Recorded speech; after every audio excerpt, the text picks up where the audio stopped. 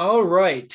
Well, the first thing I want to do is welcome everyone to tonight's slideshow. We're going to be talking about this wonderful program we do, which is called the Student Wildlands Adventure Program. And we recently completed a trip with a group of amazing students, all from the Western states. And we took those wildlife students and we pretty much explored the Southern Appalachian Mountains. And so what we want to do today is talk a little bit about our program and then show you all the amazing things that we do with our SWAP program. And so this one was specifically designed to take wildlife and natural resource students from the West and show them some of the amazing ecosystems in the East. And we swap back and forth. But to give you a little bit of idea, let's jump into the slideshow so you can learn a little bit more about the SWAP program itself, as well as our past SWAP event in the Appalachian Mountains.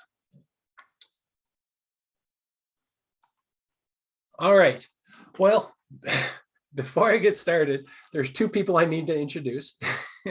Should have did this first. Myself, I'm Daryl Radijak. I am one of the co-founders of the SWAP program. I am out in Utah right now. I'm a wildlife biologist working for the Bureau of Land Management. And the other key person in here is Robert Brewer. Robert, you want to introduce yourself real quickly? Yeah, I'm Robert Brewer. I'm in Tennessee. I'm an associate professor at Cleveland State Community College, and I run the wildlife program there. All right, thanks for that. And the reason that was important for myself and Robert to introduce ourselves is because we were friends and colleagues for a long time when I used to live in Tennessee. I knew Robert when he was working at Cleveland State Community College and used to hang out with him. I went hunting with him a number of times. And so when I moved from Tennessee out to New Mexico at the time, I was seeing some amazing landscapes, just like the landscape you see here on the slide. And knowing that Robert was this college professor with a whole bunch of young aspiring wildlife students, I would often text him pictures of some amazing places I would visit or just amazing sights to see in the Rockies. And one day I texted him a picture and half jokingly, I said, man, Robert, you gotta figure out a way to bring your wildlife students out to the West to see these landscapes because they're absolutely unreal. And lo and behold, he responded to that text with 3 simple words. He said, let's do it. And it kind of took me aback. It surprised me, of course.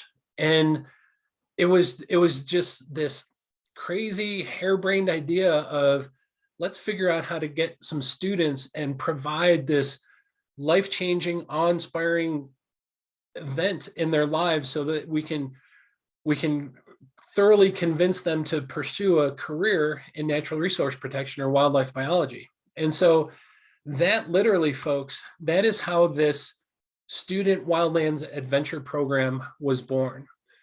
And so what we did back in 2017, we started talking about this in 2016.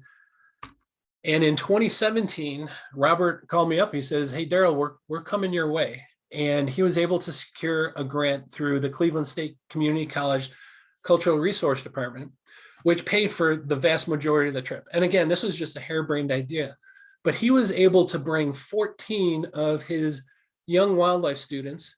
And you have to understand, Cleveland State, a lot of them were coming from the less well-known rural communities. And so this was an opportunity for them to really do something they typically would never get to experience. And so they had an absolutely amazing time exploring northern New Mexico. And so what we did is we talked about that trip afterward, and both Robert and I said, you know what, this was a good thing. Let's do it again. But the caveat was, if you brought your students from the East and you headed out West, I'm going to take some students from the West and we're going to take them East. And so the very next year, I gathered up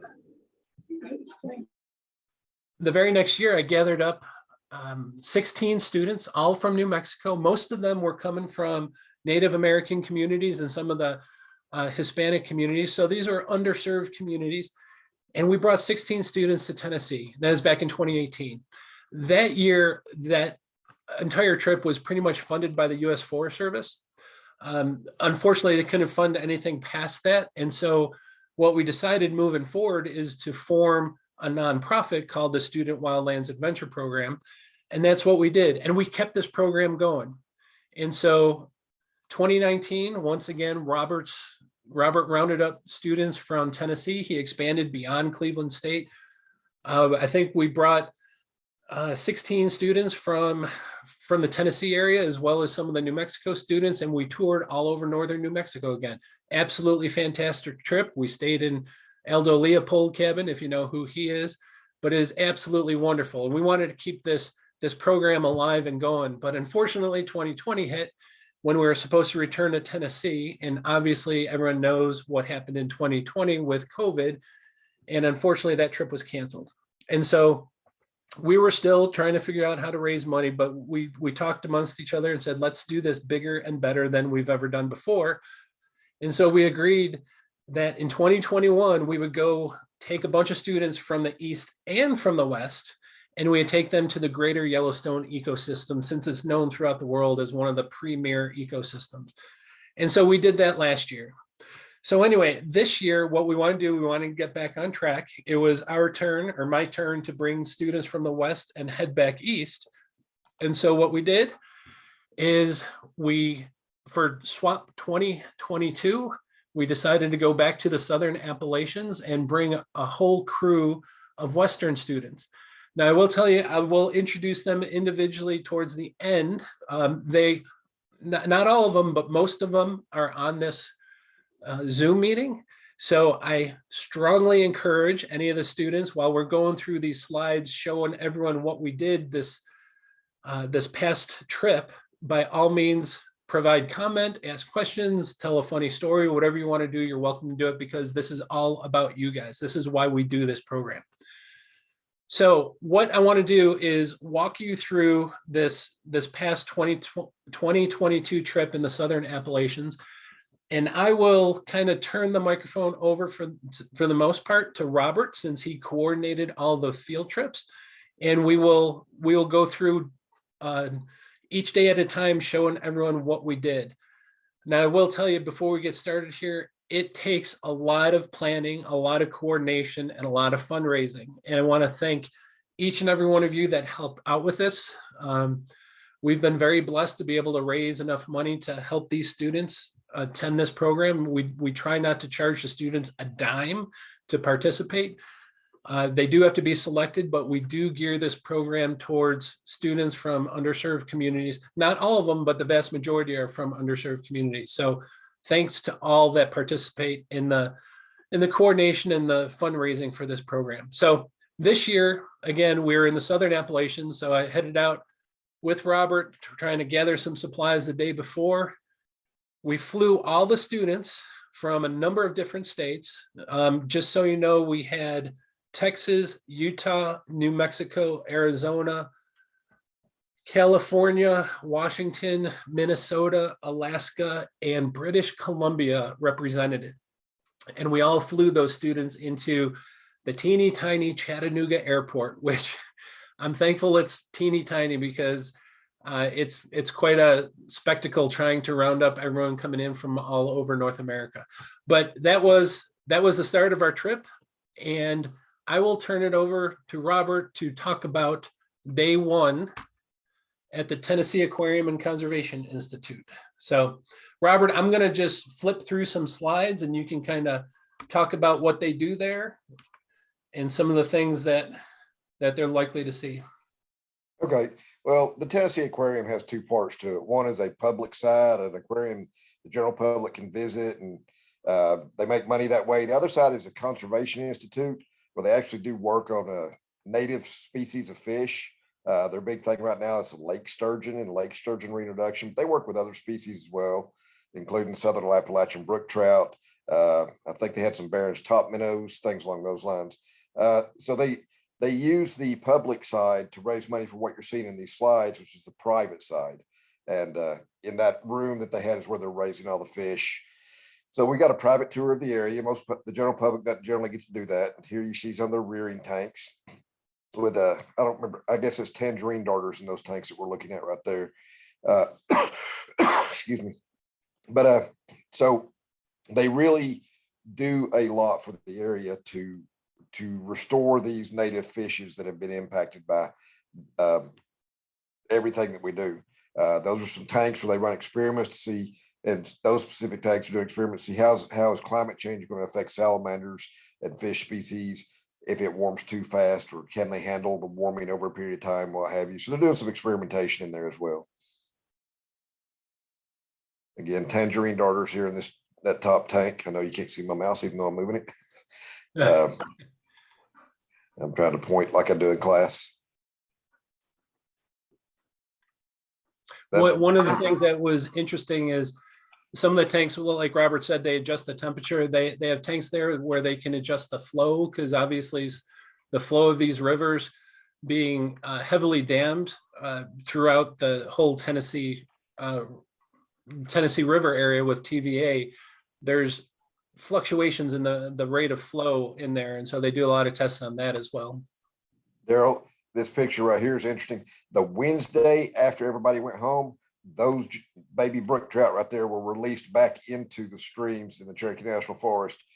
John Ellis called me and said, "Hey, are any of the students still in town?" And I said, "No, they're all gone." He said, "Do you have any students that can help? We've got to carry these things to the back country." So those got released the Wednesday after everybody went home. I bet you they would have enjoyed releasing those. Oh, yes. Anyway, again, more of their setups in here, different species of fish. He explained how the building is a LEED building. For those who don't know, it's an environmentally friendly building. It cuts down on its footprint. There are native gardens around the building to collect their water, so they don't have as much impact on the river.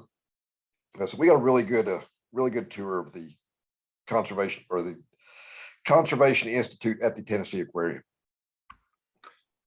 I'll do a brief intro. After we went from the Conservation Institute, we went over to the Tennessee Aquarium. We had to wait outside the aquarium for a little bit because we had a specific tour time that we set up for all these students. And so it's beautiful, beautiful area right downtown Chattanooga. And one of the things that was really, really interesting, really fun for us actually was as we were waiting out there, we cut the students loose for about 45 minutes to kind of walk around Chattanooga and see some of the cool things in downtown. And so myself and one of the other instructors there, if you look closely, there's a bench underneath that bridge where we were kind of waiting for all the students to return. And one of the students returned a little bit early. She was a little ahead of time. Her name's Piper. We all love and know Piper, but Piper had her phone. She usually doesn't grimace like that all the time. But Piper had her phone with her, and she said, "Hey, Daryl, I took a picture of a fish that was floating in the river. Can you tell me what kind of fish it is?" And so she showed me her phone, and I'm not a fish biologist, so I politely said, "Ask Robert." And she looked at me with kind of a deer in the headlight look, and she's like, "Come again?" And I said, "Ask Robert." And she still looked at me with a quizzical look, and she like lip synced ass robber. And so I've never ever heard of an ass robber fish, but we had to explain to her that there was no such thing as an ass robber fish. I was simply saying ask Robert. So that was one of our highlights of the trip. And that's why we all come to know and love Piper, because she's so fun to talk to with her Minnesota accent. So love the picture. Oh yeah, someone got a good picture of you when we were rafting. So sorry for the clip art, but that was one of the highlights. So I'll turn it back over to you, Robert. I had to embarrass Piper that way. Hope you're a good sport about it, Piper. But anyway, so the second half of the first day, so we did the conservation side of it. It's the first day, really. A lot of people are still tired. Some of them got very little sleep. So I always make the first day an easy day.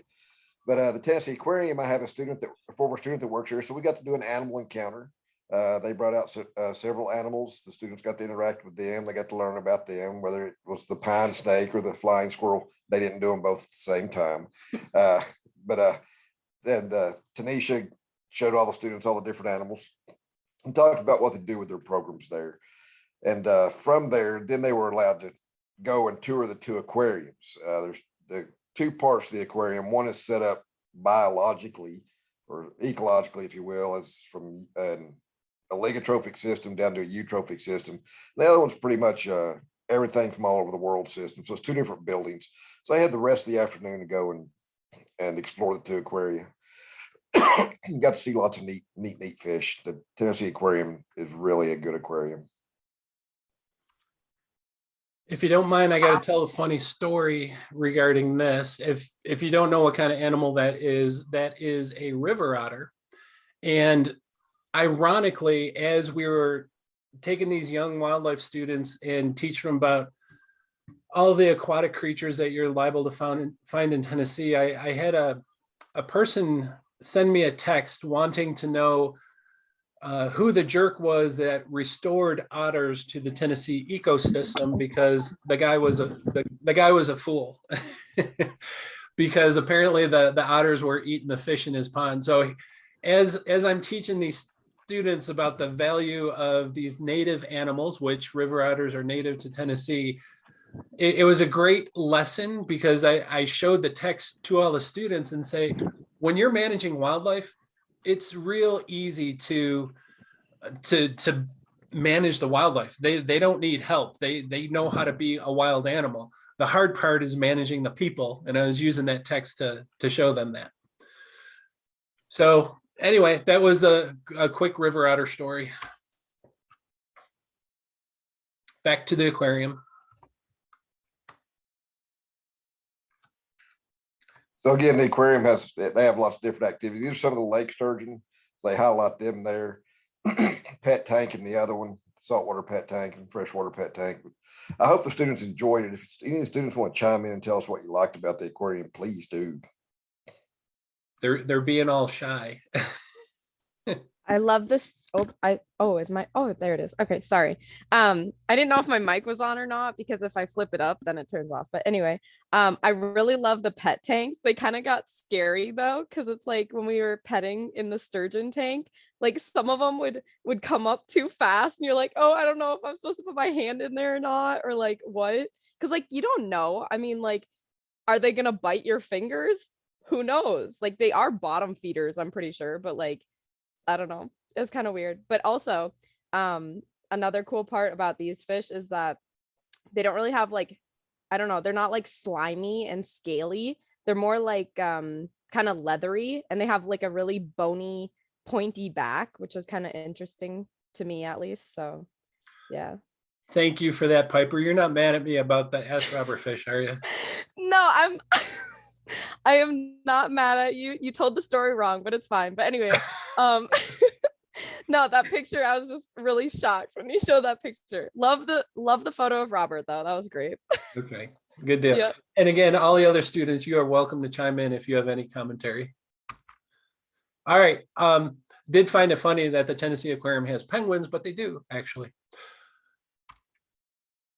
I will tell you, if you ever get to Chattanooga, this aquarium is phenomenal.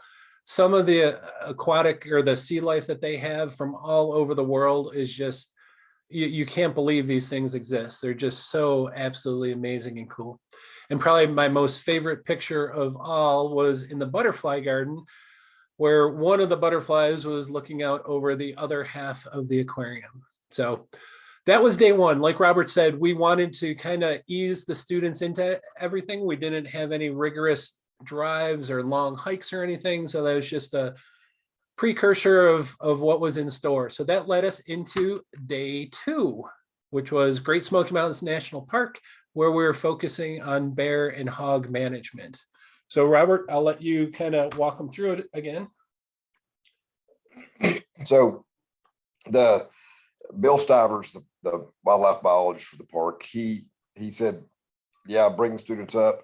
He said, if you get real lucky, we may have a bear, May, especially early May, real good time for bears. Bears are in all kinds of trouble. And we got exactly that. We got, we got there and they had a problem bear, a bear that was bothering or had the potential to bother children in one of the educational areas in the park. So here we are. Is his name Ryan, Daryl? I can't remember. Yes, that was Ryan Williamson. Yeah, Ryan. And here he is. The bear is in the trap. they had moved it back out in the sun to keep the bear warm. It got a little chilly the night before. This about an 85-pound bear. See, they had already ear tagged it. They had already worked it up. But what they did while we were there is they pulled the bear out. They anesthetized the bear, and then they placed a radio collar on the bear. And so the students got to see them do that. That's one of the old radio collar styles. He talked about what they do with the radio collar studies, who was doing it, and why they're doing that. Since the Great Smoky Mountains National Park is the most visited national park in the world, and it also has an extremely large population of black bears. You can imagine there's a lot of human bear conflict up there. But we can walk through the slides here. It's just showing the basic work up the slide of the bear. There's the radio collar fitted on the bear. You can see the ear tags. They're very careful about fitting the radio collars, and everybody got to touch the bear. There's Piper again. The bear really doesn't care. His tongue's hanging out. He was doing just fine. They monitored his respiration temperature constantly. The bear was doing just fine. Rochelle. There, yeah, Rochelle is our wonderful student from Canada. So if any of the students have any comments about the bear stuff, by all means, you're welcome to chime in. Yeah, I will I'll say say- something. Sorry, my camera isn't working, but this trip is actually the trip that made me change my entire career process, because I thought that I wanted to do stuff in herpetology. And then after this trip, I was like, oh my God, there's a whole nother world to conservation and animals. And so now I don't know what I want to specialize in. We're supposed to help you decide, Lexi. I know. Well, now I just want to do all the internships and just do everything. Well, that's good. I'm glad it inspired you in such a way. Excellent. Come over to the mammal side. Come over to the mammal side. So after we had the fun experience in the morning with the bear, we got to drive into Great Smoky Mountain National Park and check out some really beautiful areas. One area in particular is called Cades Cove, which is a really touristy area, but you'll see it's absolutely gorgeous. And Robert actually got us out and got us on a couple of hikes.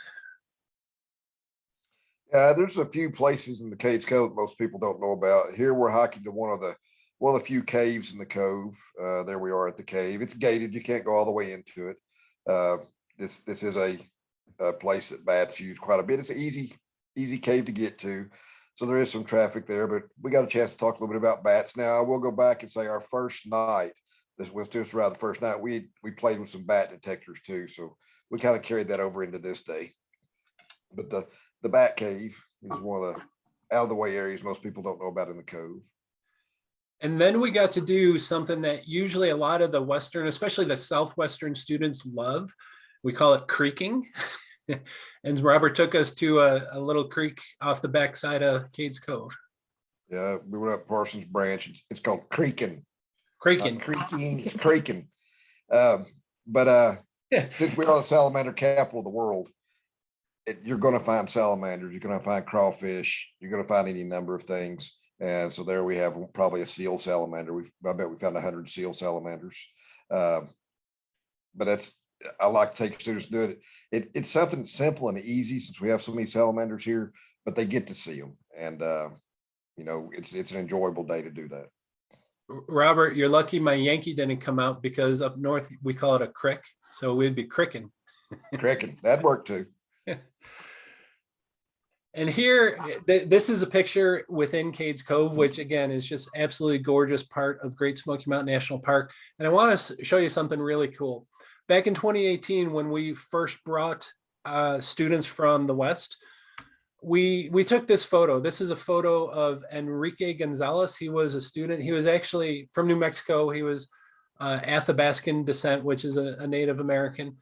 And he stood there and looked over Cades Cove and he did this naturally. He just held out his hands. He was just so inspired by it. And so I actually had one of our students who just spoke up, Lexi, filled in where he left off. And so, as you know, that this previous one became the logo of SWAP. So Lexi, you kind of hit it perfectly. You fit exactly how he did it. So anyway, that was our trip into Cades Cove. There's all the students getting their photo for the first time. We ended up getting a bunch of group photos, but that was pretty much the end of day 2, which led us to day 3, in which we visited the Telico Fish Hatchery and the Cherokee National Forest for fish and bat management. So Robert, take it away. So we visited Telico Hatchery. John Ellis is the hatchery manager up there, and he lets me bring classes up a lot. But they raise trout, rainbow and brown trout, for a put and take fishery on the Telico River and Telico Creek. And so that's the majority of their operations. They raise several different types. This is part of their Telico trophies. They're albino trout, they're golden trout, palomino trout, but large brook and rainbow trout. But they also raise brook trout, native Southern Appalachian brook trout. But the students got to participate in sampling the fish. So they pull out, I think it's 50 or 100 fish. They weigh them to get average fish weight. If they're the weight they want, then they know that that's the raceway they're going to stock from that week. And they stock every Thursday and Friday. And then people fish Saturday, Sunday, Monday, Tuesday, and Wednesday. It's closed. They stock Thursday, Friday. It's a put and take fishery. And by about August, the stream will be too hot to support the fish, so they'll stop. And then they'll stock it again in October and have it a catch and release through the winter. So it's a pretty interesting place. A lot of people use it, but it's a nice place up there. It's a really old hatchery. I can't remember what year it was built in. So the students got to tour the hatchery. They got to tour the older part and the brook trout rearing facility as well.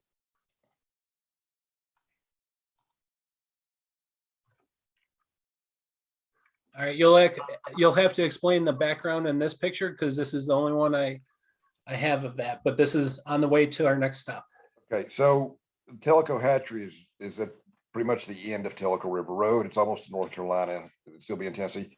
Well, coming down from there, this is Bald River Falls. Everything in the background of that picture is Bald River Wilderness Area, and that's the Bald River coming out of it to the Telico River, and that's Bald River Falls. So it's the popular spot for everybody to stop and take a picture.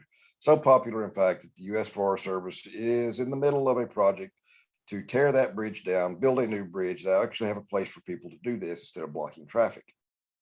But we were coming down the mountain, headed down into lower elevation, and going to a wildlife opening on the forest where they have found Indiana bats in the past. And as part of that, they're putting up, you see this telephone pole in the trailer, these things called Brandon bark poles, essentially a telephone pole with a rubber thing around it, looks like bark for roosting. And then there it is.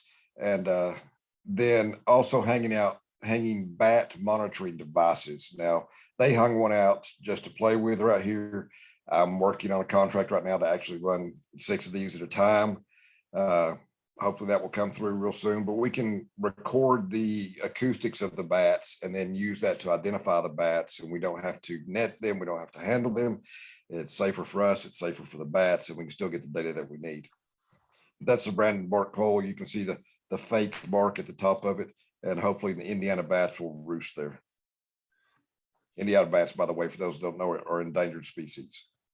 And that was the end of day 3. And I did a really big blunder at the end of day 3, because we kind of got back to the lodge that we were staying in Chattanooga, and I took a ride into town and I introduced the students to this place, which was a Baskin Robbins. If you've never been there, hey, any of my students want to answer this question? How many different flavors of ice cream do they have at Baskin Robbins? 31. How do you know that? Because it's 31 flavors, or Baskin Robbins. Well, look at their logo. It says 31. I don't know if anyone knew that, but I think that's a very brilliant logo. So anyway, the reason I bring this up is we ended up going to Baskin Robbins, I think, every night after day 3, because we had to make our Baskin Robbins run, and they thoroughly enjoyed it. But good answer, Elizabeth. You nailed it. So this led us to day 4, which was a really special treat, is the Conestage River Snorkeling Day, which is fantastic because we were teaching the students about aquatic diversity. And once again, Robert, take over. Yeah, so the Conestage and leave it on this one for a second, is extremely diverse watershed. It barely makes its way into the lower southeast part of Tennessee, down there, that little red dot you see down at the southeast corner of Tennessee. But that little red dot has more native, 3 times as many native species of fish as all that red area you see in the western United States. And so extreme diversity, home to several endangered species, and they have what we call the snorkeling hole.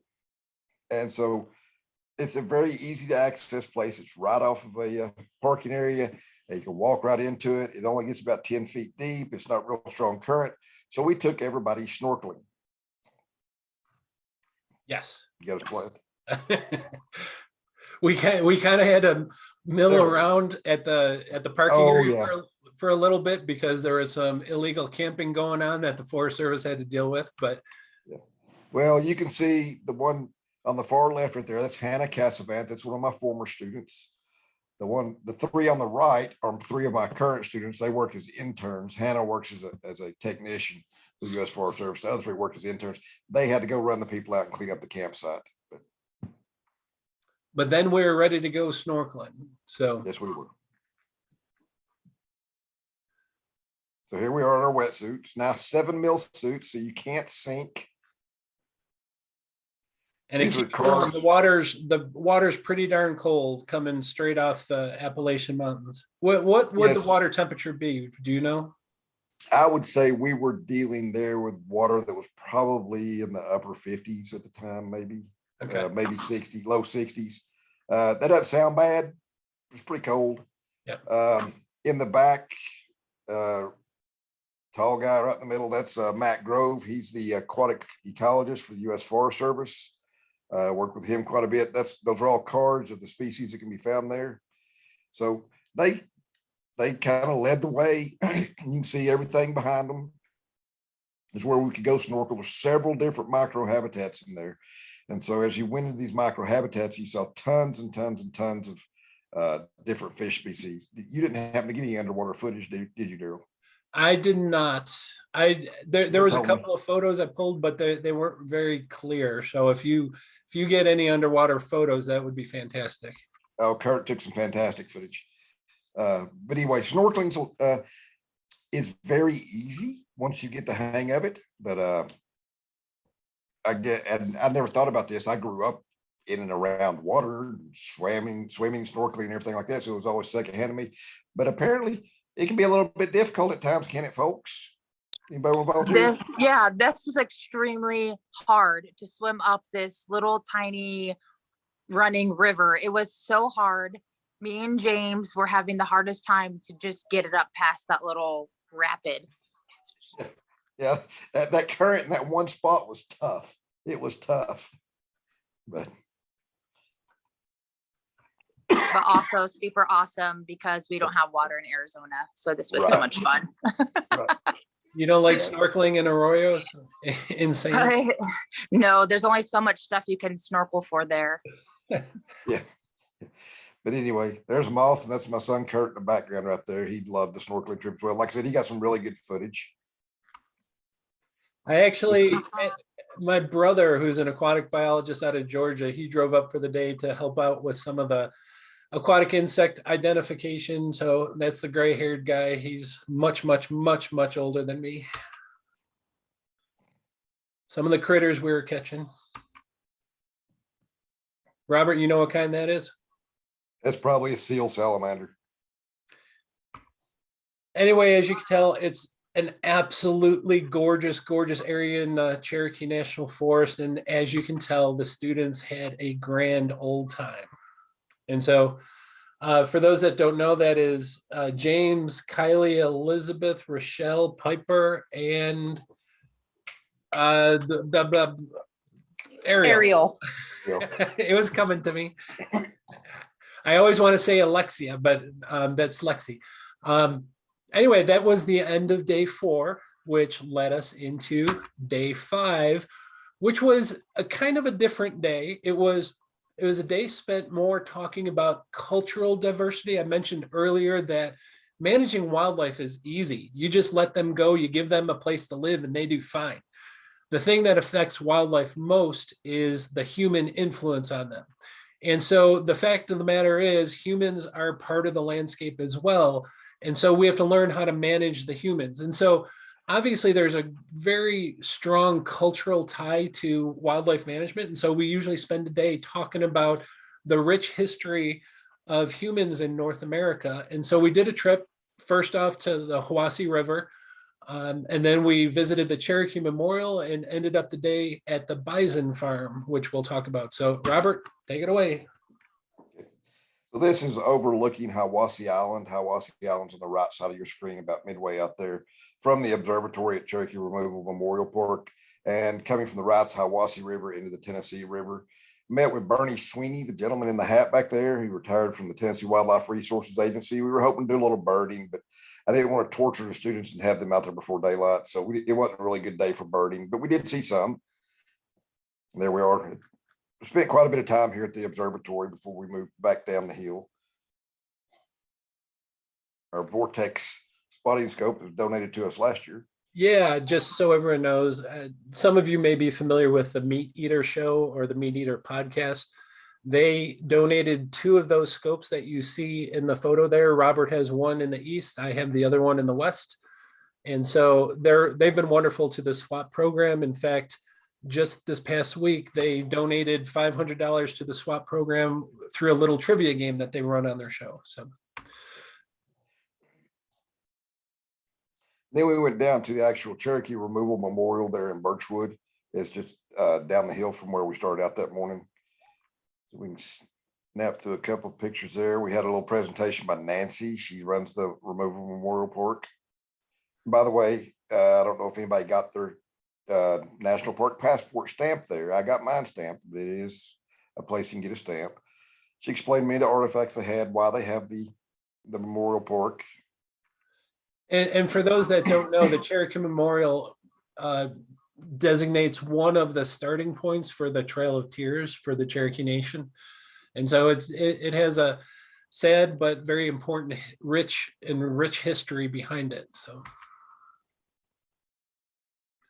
All right, students, I'm gonna quiz you. I won't call on you, but does anyone remember what that particular plant is? If not, no big deal. But I am gonna, I promised I wouldn't call on anyone, but I'm gonna call on Piper. Piper, do you recall what Robert was showing you in this picture? Well, I know that one, but not the plant that he was holding. That one's a honeysuckle, I think. Very It is. Yay. Yeah, it tastes kind of good, but there's like barely any juice that comes out. It's just like a tiny, tiny droplet. It's a tiny, tiny flower. Now the other one's Ceretia lespedeza. But anyway, no. So we just spent some time there at the park. Easy morning. I got even with them later. Well, this is one of my favorite pictures. In fact, it adorns my office now. Okay. But after the Cherokee Memorial Park, we then headed over to a bison farm. And Robert, you could talk about the bison farm. Yes. So Greg Vital has been a big supporter of our program. That's Greg right there with his arm out. Been a huge supporter of our program, and he has a bison farm. So he wanted to talk about, what he does with the way he raises his bison. He tries to keep them genetically pure. He's not going to sell them to anybody to breed them with cattle. He works with other bison farmers, things along those lines. This is his bull Geronimo right there, and his cows in the back. But they had a new calf right there. And the calf did not have a name. Like I asked him, I said, what did you name it? He said, we don't have a name yet. Would your students like to name it? And so I said, I'm sure they would. And so after much cajoling, we're on day 5 right now? After cajoling them for days, 4 or 5 days, finally came up with a few names to throw out there. And the name that was put forth was Adonadee, which means gift in Cherokee. And Greg thought that was a fantastic name, so Adonadee it is. And this October, when he has the blessing of the buffalo and the Eastern Band of the Cherokees come, they will use that name with this bison.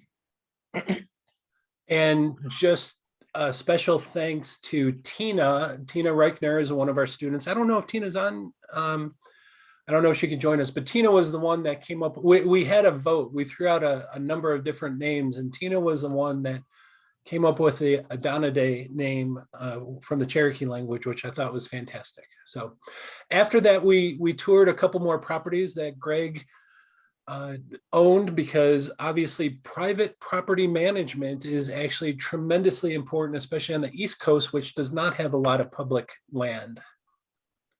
So going through, I want to talk a lot about invasive species, which we're trying to manage this property. I want to talk about managing for eastern bobwhites, which are declining because of farming practices. And I wanted to talk a lot about managing ungulates to keep from changing our forest. And his properties have several management issues we've been working on for several years. Did you take any other pictures out there on the property? Yeah, I'm going to quiz the students on this. Does anyone recall what kind of track that was? Bobcat. Yes. Very good, Elizabeth. Yes, there's a couple of signifying. I don't know. Can you see my cursor on the screen? Yep. Okay, so one of the things that distinguishes a feline track from a canid or a dog track is the fact that this main pad has two humps at the top. You see 1, 2. It almost forms like the letter M at the top. And I always think M is for meow. Whereas a canine track usually only has one hump. It's really sharp at the top. The other couple things, you don't see any claw marks, which is a clue, although it's not perfect 100% all the time. And also with the felines, you see this leading toe. There's one toe that kind of sticks out above all the others. And canines are usually much more symmetrical. So that was a bobcat track, which I thought was a really, really cool find for this trip. And then another cool find, I wish it was like some crazy dinosaur bones, but they ransacked an old deer carcass that was laying on the property. And so that is Mel and Moth taking some souvenir bones, which wildlife students do crazy things. That's fine with us. But that was the end of day 5. So big cultural day. We were having pretty hot and heavy, straight learning about wildlife, and the students did awesome. We couldn't ask for better weather or anything. And so day 6, as we're coming towards a close, we decided to do the Ocoee River and talk. Well, we taught them a little bit about recreation. Why? Because why not? So, Robert. Well, yeah, go ahead. But I had other things planned for this day. I'd also wanted to go to the Ocoee Whitewater Center, but it burned down the week before y'all came. We would have talked about recreation there and the Olympics and how it affects the river and how the water flow is affected by TVA, this, that, the other, but it's gone now. It just burned to the ground. So instead, the guy in the Orange Church area, his name's Jerry Hill. He's one of my former students. He now runs Bigfoot Adventures, Bigfoot whitewater rafting. And so he agreed to give us a really spectacular deal to take you all rafting that day. So that's what we did. And just so you know, I might chime in. Recreation is a huge part of what we do with our public lands. If you look at agencies like the Forest Service or the Bureau of Land Management, we are a multi-use agencies, or both of those are multi-use agencies. I said we because I used to work for both of those agencies. And obviously we care for wildlife, but there's also timber management. Those public lands are meant for public use, and it's not only wildlife. So there's timber management, there is recreation, which Robert mentioned the Ocoee Whitewater Center that was built on Forest Service lands for the public to enjoy recreation on public land. So it's a big part. Our wildlife students, if they decide to veer off and do that kind of management, we need to manage these recreational activities in a sustainable way, so it doesn't interfere too much with wildlife, so we can keep doing it without having too much of an impact on the resource. So there, believe it or not, there are still lessons to be learned on these trips. So that was us on the way to the river. Jerry's bad jokes. There's once we got to the river. So you can see there's actually rapids here, because a couple of pictures I'm going to show you, you're going to think there's no rapids. The Ocoee has 3 dams on it, and if anybody will pay attention, we go back one slide. Yep. So if you look in the top left corner of this, that's a flume. They literally divert all the water out of this river into that flume when they're generating power, and it will come back in downstream. So maybe, I think in a couple of pictures, if you put them in here, you'll see how much higher that flume is than when we are on the river later on. So you can see how much we drop. But it is class 3 and 4 rapids most of the way. This is Moth waving goodbye to her family in case she doesn't come back. Mhm. Anyway, this, you can see how absolutely gorgeous the river is, and someone's overboard. Just so you know, I want to call them out just to embarrass them a little bit. You wouldn't think that people would routinely fall out of the rafts, but two of our students, one from this year, one from last year, James and Michael, fell out on the very first rapid. And I will tell you, I think it was Kylie that pulled James back into the raft, which was a feat in itself, because Kylie's a little bitty one, and James is a fairly stout guy, and she hauled him right back into the boat, which was amazing. She pulled Michael into the boat. Oh yeah. So yeah, two of our students went overboard. Now, this section here is not obviously in rapids, so the students could jump out and swim this part, and by golly, that's what they did. And you can see they were having a grand old time. It's amazing. That was pretty cold water, but nobody seemed to mind. Nope. And this was us as we got back. Now, understand, the reason I didn't have a lot of pictures in the rapids is because I had my cell phone, and I don't want to take my cell phone out as we're going through rapids. But you'll see some of the pictures afterward. So the cool thing is, this rafting company sets up photographers to get some action shots. So here are some of the action shots. We've got, I think, who's on the front end of that boat? There's Piper. And Piper in the pink. And Katie was with us. Katie, yeah. And then it's Daphne, Holly, and then Karen's son and Karen's son's girlfriend with us in I that gotcha. boat. Yep. Then this was my boat that had, who'd we have? We had Elizabeth and Moth and Tina and Rochelle and Ariel. Mhm. And then in the other boat, we had James and Kylie and Lexi and Michael and James and Mel. And the thing that I will give this person all the credit in the world, because if you look at this photo, there's one student in there that depends on glasses. And so the problem is, they didn't want to lose their glasses. That was their only pair, and they can't really see too well without their glasses. And so they decided to go rafting without their glasses, which is phenomenal. Just, I can't believe they decided to do that. Let me know. What we did is, as we were coming through this rapid, the guide said, as we go around the bend, everyone look at the photographer and wave who's standing on the shore. So tell me if you can tell which one lost their glasses or didn't have their glasses. I'm sorry, I don't want to Joshua was a great sport, but he couldn't see where the photographer was. And this was just so much fun. Josh, you're a great sport. I appreciate you. You going there. Yeah, that's me. No, were you able to see, how did you do it without your glasses? Like, were you just, you hear the water rushing and you just duck? I saw like shapes, so I would see colors. So if I saw white water, I would know it's about to get rough.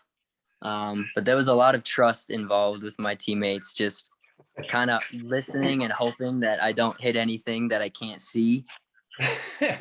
Well, I cannot believe you did it without your glasses. That was pretty brave of you. That was remarkable. But when we saw this photo, we had such the time with it. He asked me about his glasses. I said, don't wear them if you don't want to lose them. Yeah, and I listened. You did. So anyway, that was our rafting trip. They all enjoyed it. This is after we got out of the water, changed, because we were all, it didn't matter if you stayed in the boat the whole time, you were drenched head to toe. So We got back in there, took a photo with Bigfoot there, and we ended our rafting trip. But Robert still had a place he wanted to take the students. There is a little country store where they could get a couple of little souvenirs. And when I say a little country store, it was gorgeous where he took us. But this is us at this little souvenir shop. And if you want to see how little it is, there she is, folks. So you can imagine we're in a pretty rural part of Tennessee, which is absolutely beautiful and absolutely gorgeous. So anyway, that was wrapping up the trip. And so this is the last night before they were going to fly out in the morning. So all the students, they pretty much hung out together pretty much ever since day one of the trip. They grew these friendships really quickly.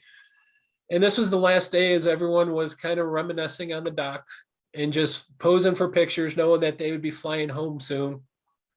We obviously couldn't get the kid out of Piper who loved posing, but we actually got a good picture of her on the very last day as the sun was setting on their 2022 swap trip.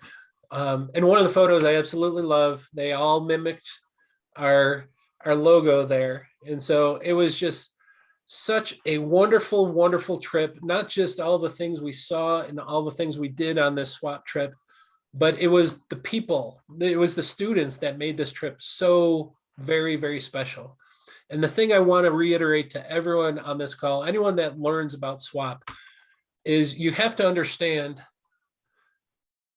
the story doesn't end here. Mary's playing with a scribble thing. The swap story does not end here. In fact, it's only the beginning, because folks, if you don't realize this whole swap program, this is the future of our natural resources. And if you're wondering what the future of our natural resources is, it's these folks right here. It was all 12 of the students from the Western states and pretty much all the past swap students from 2017 all the way up to today. This is what is going to protect and watch over our natural resources. And so what I want to do right now is just introduce everyone. You don't have to speak up unless you don't want to, but I just wanted to show everyone else on this slideshow who all was in on this trip. And so there was Kate Finisand. I don't think Kate's on the presentation today, but she was our student from Alaska. Absolutely fantastic student. And then we had Lexi Smith. And just so you know, I'm showing some of their quotes because they wrote some things on the Facebook page. So if anyone wants to chime in, Lexi, you're on if you want. I'm here. Yes, this was an opportunity of a lifetime and has definitely reinforced my ideas of what I want to do with my life and everything. And now I don't know exactly what I want to study specifically, but I know that what I want to do is help animals and help our wildlife. And this was awesome. Well, thank you for that. That means a ton to us. And we didn't mean to confuse you, but I think it's a good thing that we opened up the horizon to so many other things out there. So we appreciate that input. So Kylie Rishpater from Texas, fantastic student. Once again, love this picture. Kylie, we appreciate you joining us on this trip. If there's anything you want to say, that's awesome. You don't have to. This trip was like really amazing for me. I'm pretty shy and I made a lot of friends. Also Arizona, not Texas. Oh my gosh, that's a typo for me. I am so sorry about that. It's fine. I will fix this. I promise I will fix it. But yeah, thanks for speaking up. And Kylie, you were awesome. Here's another relatively shy one, Elizabeth Luttrell from California. Elizabeth was fantastic. And I'm sorry for the scribble mark on you. I don't know who scribbled on here, but I wish they wouldn't have. But Elizabeth, if you want to say anything, you're welcome to. If not, I will go on.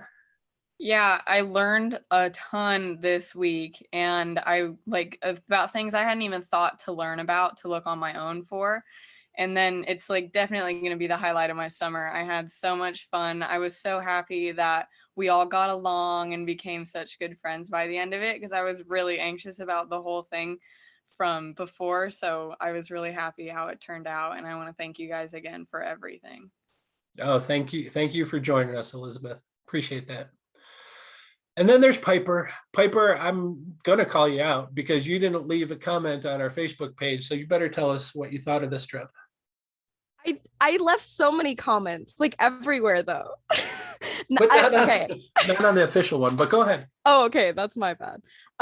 Yeah, okay. Well, first of all, I had no idea what to expect really from the trip. I mean, I obviously like went on the website, I read through the descriptions and everything, and I read, you know, just what I could. And I even looked up like past trips and everything. And I asked lots of questions before we even went on the trip, but again, you can't really ever know what to expect, but I have to say that it far exceeded anything that I had anticipated. And I am forever grateful because this was literally like the coolest thing I've ever done. And I made so many great friends. And I wasn't sure that I was going to, because I was like, I don't know, environmental science student and like studying Spanish. And like, I'm more of like, oh, pretty colors and clothes. And then, oh, I like animals, but like from a distance maybe, or like insects far, far away, you know? And then everybody else is like, yeah, let's go in nature and whatever. So yeah, I had a really good time. I learned a lot of things, and I know that the people that I met, I will be friends with forever. So thank you guys. You're the coolest. Well, I will tell you, Piper, what you told me your dreams were with some of that sustainable living stuff. This is what we need from our students. We need these forward thinkers trying to figure out how best to protect our natural resources and to do things in a way that will make sure that our kids and our grandkids have those wonderful things that we enjoy today. So we appreciate you, Piper. So next, Ariel, do you want to say anything, Ariel? I'm putting you on the spot. Yes, I will say something. I'm not too active on Facebook. So I'm getting more used to it now that we have our group chat on, because I'm there for it for you guys so we can still keep in contact. But this trip was incredible. It was an amazing experience. I think all of us just had the time of our lives.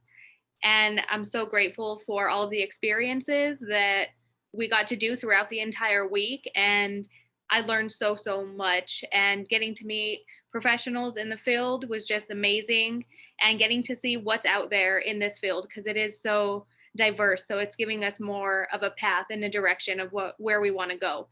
And it was great making friends with all of you guys. And I'm so glad that, you know, we got to spend that week together and got as close as we did and have these friendships forever. And thank you, Robert and Daryl, for putting on this program and keeping it going, because it's incredible. Thank you, Ariel. That was awesome. Moth couldn't join us tonight. They were busy. I think they had to work tonight, but they left an awesome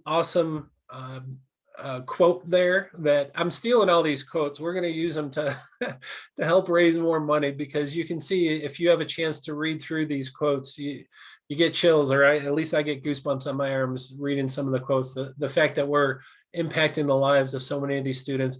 Moth was awesome. Besides her first name being so, their first name being so unique, they were absolutely phenomenal with not only identifying insects, because that is their specialty, but they ended up winning pretty much all the trivia. Well, I shouldn't say all the trivia. Piper actually beat Robert in one of the trivia games, so I don't think Robert's ever going to live that one down.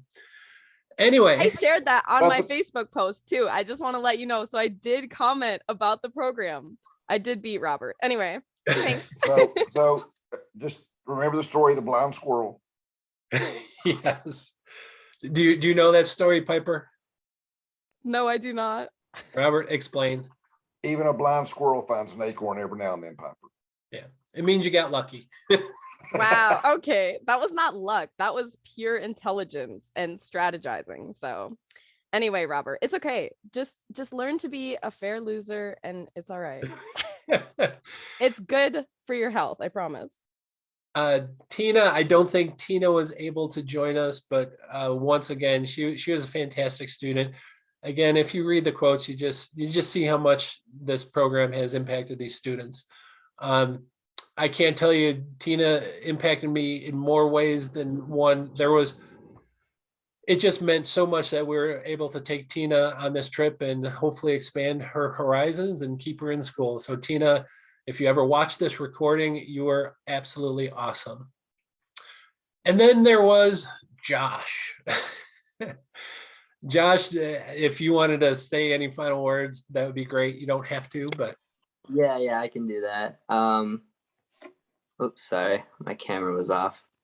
But yeah, this trip was like amazing for me. Like just the amount of people that I met and the networking that I was able to do was super cool. I grew up in the West, so I've been to the East a few times, but this was like the most in-depth that I've ever been able to, get a look at the East. So it was super cool seeing the biodiversity and just seeing all the different jobs that people have there was really eye-opening. But overall, like super, super thankful for the experience and especially for you guys leading it. It was awesome. Yeah, no, we appreciate that, Josh. And I will tell everyone, Josh was our youngest student. Josh is a freshman at Utah State University, right? Yeah, Utah State. So Josh, it was kind of funny because normally when we do these programs, it has always come out to be about a 50-50 split between males and females.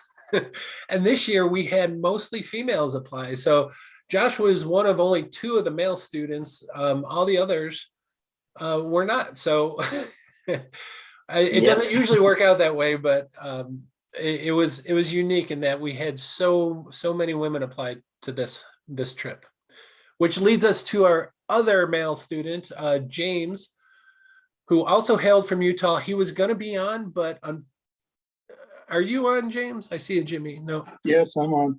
Oh, go ahead. I didn't know that was you. Yeah, I just want to say this, like everybody else said, this has been life-changing, the experiences. I love the working with the bear, you see there in the picture.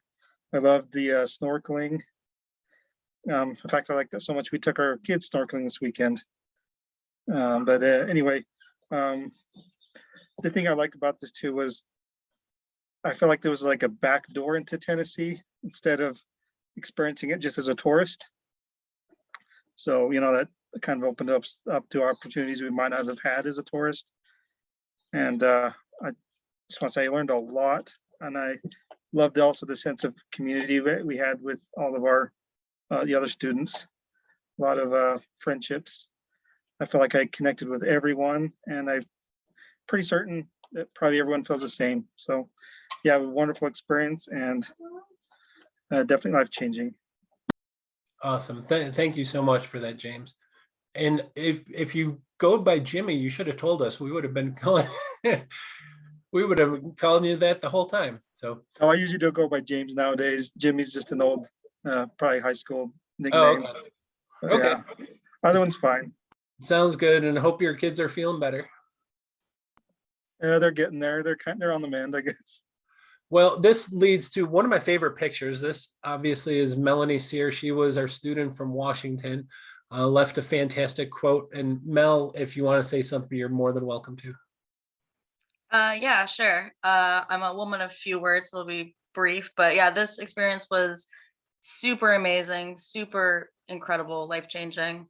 It was really, really educational. We learned a lot. Robert quizzed us constantly with trivia and everything. But it was also super fun. So it was like a lot of educational things, but also super fun, amazing connections. So thankful that I got to do this. It was amazing. Thank you so much, guys. No problem. And Melanie, you just brought up something I got to tell. I wish I had a video. When we were driving around to all the field trips, we had 2 vehicles. We had a large passenger van that I drove, and then Robert drove his personal vehicle, which was a pickup truck. So he took about 3 or 4 students every time, and I took the rest in the van. And it became known that if you were in Robert's van, you were facing trivia and constant learning, which is great. That's what we're here for. The big van was more, since we couldn't really talk too much, couldn't hear too much, we we listened to some music, and I had a great video of the students listening to Bohemian Rhapsody, and when it got to the part where they all started shaking their, I had it and I tried putting it into this video, but I couldn't get it to download off my phone. So unfortunately, you couldn't see the fun van, what the students got to experience. And then last but not least is Rachel. No, it's not Rachel. It is Rochelle Faubert, who is from British Columbia, our first international student. And if you don't know where British Columbia is, that's in Canada. Rochelle was absolutely wonderful. The things she had to do to get to the States, it was her first trip to the States. So Rochelle, if you wanted to say anything, you are more than welcome to chime in. Sure. Can you guys hear me? Loud and clear. Okay. Okay, great. Yeah, I was super nervous about this program because I had no idea what to expect. And the idea of traveling to another country by myself to meet up with a bunch of strangers was like a little nerve-wracking, and going through the US border and customs was a nightmare. Missed my first flight, had to pay $86 to get a COVID test. And yeah, it was terrible. The traveling experience was, not great. But once I arrived, it just all went away. Like all of the bad stuff was just gone. And yeah, every day was awesome. And I didn't have my luggage for 4 days, which was pretty crappy, but got to pick up some clothes at Walmart. So I was doing pretty good for not having my luggage there, but I had all of my important stuff with me. Yeah, that was one of the downfalls. Yeah, I learned so much, and yeah. I was going to say, we actually had 2 students that had some luggage mishaps. And again, we try not to let this cost the students too much. So we went to Walmart and tried to get supplies and clothes for all the students. And we tried to cover all those expenses. And so, Rochelle, I just want to say you are a trooper. Thank you so much for all your struggles to get over the border and back again. So you're awesome. It was worth it. Getting back into Canada was super easy. But yeah, I was able to just bring all of the knowledge that I gained in Tennessee with me back home, and I can integrate it in my studies here. And yeah, I made so many awesome friendships, and now I have a reason to visit the States, and I could go to so many different states. So Awesome. yeah, thank you so much, Daryl and Robert. You guys provided me with an opportunity that I probably would have never had. I wouldn't have had a reason to travel to Tennessee. So it was awesome. So thank you. Awesome. Well, that was all 12 of our students, and I'm going to start wrapping up this presentation. With this was a surprise, but if hopefully the volume will come through, but here we go, folks. Hi, Daryl. Hi, Robert. Thank you for this wonderful opportunity and program. We really appreciate everything that you've done for us, and we love you and hope to see you soon. We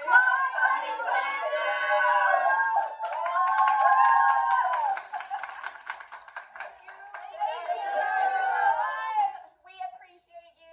You guys are so funny and so awesome. It's an absolute blast. Thank you. Yes, rock.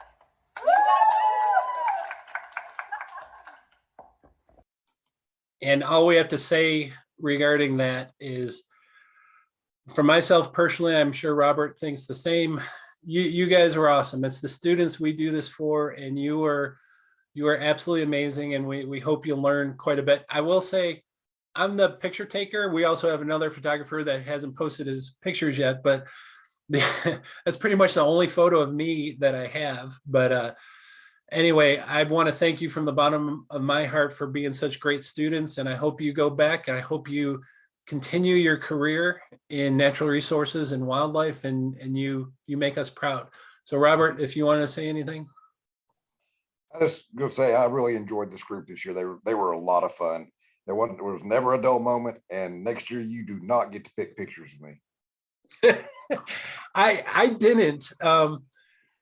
The students posted some of the pictures. I don't think I had hardly any pictures of you unless it was a group photo, and so I scavenged off of the student pictures. So That was my photo. oh, that's where it came from. Hey, you're the one who posed for it. I said smile and you were trying to make faces. So I'm just saying. Good deal. But no, Okay. I really enjoyed this group. I did. Yeah, no, they bonded right from day one and they were wonderful. No drama, no anything, which I can't thank you enough for being such great students. So anyway, big news. Well, not super big news, but trying to entice you all. For anyone that's sitting in on this recording, if you know any students that are thinking about a career in wildlife or natural resource protection, next year, the plan is to take SWAP. We're going to be hosting in the Western states again. So the invitation is always open for past students. So any of the Western students, if you can make your way to volunteer to assist, we would love to have you help us. It's kind of like a 2-year program where 1 year you go away to some exotic or foreign place, and the next year you kind of get to host. It's kind of hard to do where you're kind of all over the West, but if anyone could make it to Southern Utah next year, we haven't decided the dates. But if you've never been, Zion, Bryce Canyon, they're unreal landscapes, and we'll be teaching all the Eastern students all about these Western landscapes. So anyway, put it on your calendar once we get a date, and we'd love to have you host a group of Eastern students. So any last words from anybody, Robert or the students? I have something funny I wanted to say earlier and I forgot. The day that we were snorkeling, I was the one person to walk out of the tent with my wetsuit on backwards, and Piper took a photo of me, and it was really embarrassing and funny. So yeah. Oh my gosh, I wish I knew about that, Rochelle, because I wanted to, well, not embarrass each and every student, but there were definitely some moments that were a highlight. And had I known you did that and there was actually photo evidence, that would have definitely made the slideshow. I did not see that, unfortunately. The best part too is that the instructor, so like Hannah, she told everyone specifically, hey guys, if you have that long like zipper piece with the little string attached in the front, it's on backwards. And Rochelle just walks out and she's so proud with her wetsuit on. And she's like, hey guys, okay, let's get ready. Wear the mask. And we're all like, no, girl, go back in there. Yeah, so that was great. I do have photos, so I will send them. So anyway, thank you all for joining, especially the students for taking time out, and all the folks that have joined in tonight. I hope you learned a little bit about this program. There will be a recording that once this is done, I will download it. I will then upload it to a YouTube channel that you can then share it amongst your friends and families. But you guys were absolutely awesome. And well, we're going to keep in touch because you keep bombarding us with Facebook Messenger posts, which is great. I love it. But once again, we do this for you guys, and I hope we have a long career working together. So with that, I will bid you a good night, and I will stop the recording. Good night, all. I've got to get up early in the morning. Stay in touch. Bye, everyone. Good night. Good Goodbye. night. Bye, everyone. Thank you. Bye. Bye, everybody. Thank you so much. You guys.